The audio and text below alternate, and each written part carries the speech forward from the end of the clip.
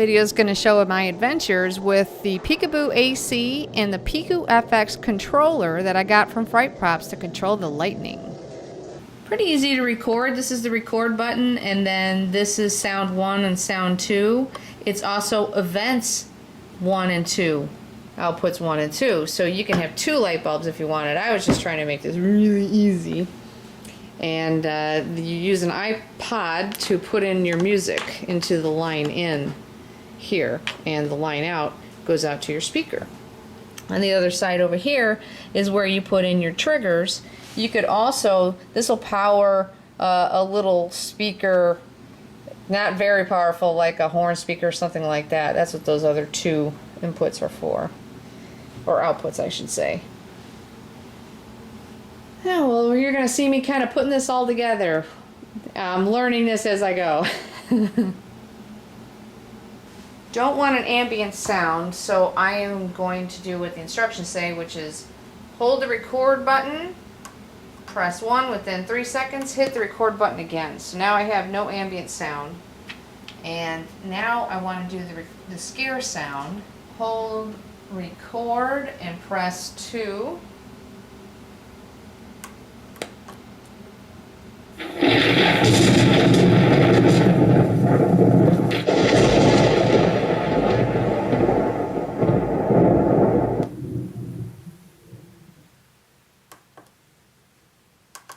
Okay, it said to press 2, but I pressed hold. Okay, so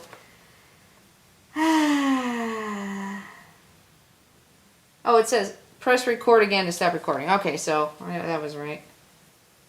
Okay, so I could preview the scare sound. Let's hit press 2.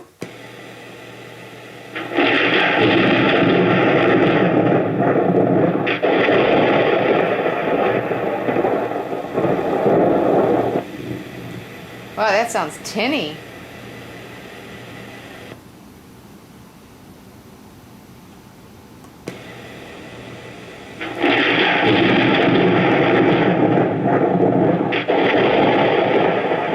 I lost all my bass. Oh, I don't know, man. You lose the bass, the deepness. Wow. This was a surprise I didn't expect. I just assumed it was line out, so no problem, but my guess is the chip that recorded the sound, it's not a very high quality sound that can come out of it, and so you're going to lose significant. I probably still will. I'm planning on using this for a thunder scare, but it just doesn't have the deep rumbling that I was hoping for. But let's continue to program it. Alright, so now we're going to program it, and what you have to do is make sure that you have your iPod pulled out, and we're going to do the scare. And so what's going to happen is I'm going to hit record, and then, well, let me make sure, hold on, I don't want to lie. Okay, press record. Oh, just hit record and then hit, I got it in output 1, so I'm going to be hitting this button. So I'm going to move it like I think lightning should be. So here we go, record.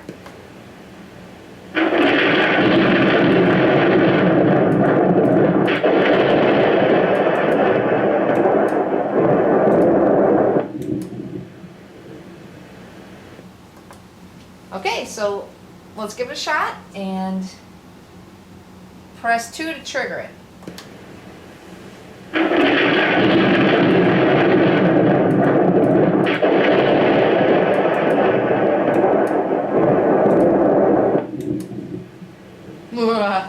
That's pretty scary. Alright, now let's do the mat. Stick that in there, clamp it down. Okay, triggers in. I'm going to step on the mat.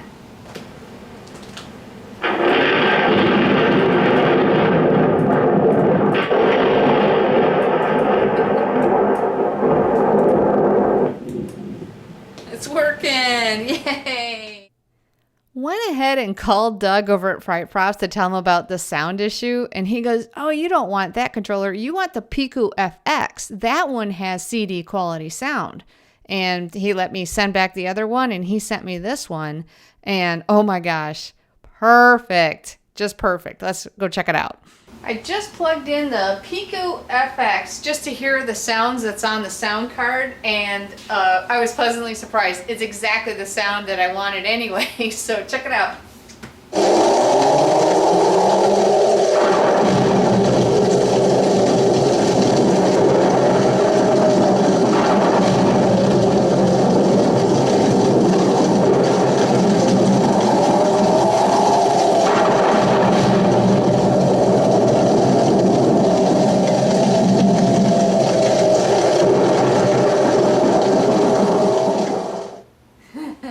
How perfect is that?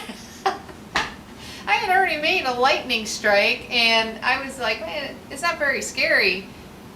And I was reading the manual, and it said that it already had storm sounds loaded in there. They're also even programmed, and so I'm like, all right, well, let's trigger it and let's see what it sounds like. That's awesome. So let me show you up close here. I'll take this off of here. Get off your little stand. Okay. Sorry about that. But anyway, here it is. It's very simple. This is from the floor mat, and so you just stick it into that terminal block. This is from my speaker. It sounds really good because it's a giant Mackie. And I had these 2 light bulbs hanging around, and so plugged them in each one.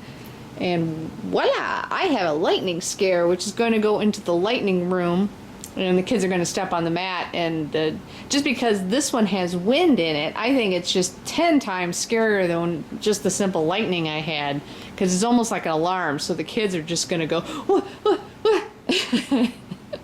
So, woohoo! Hey, another scare done.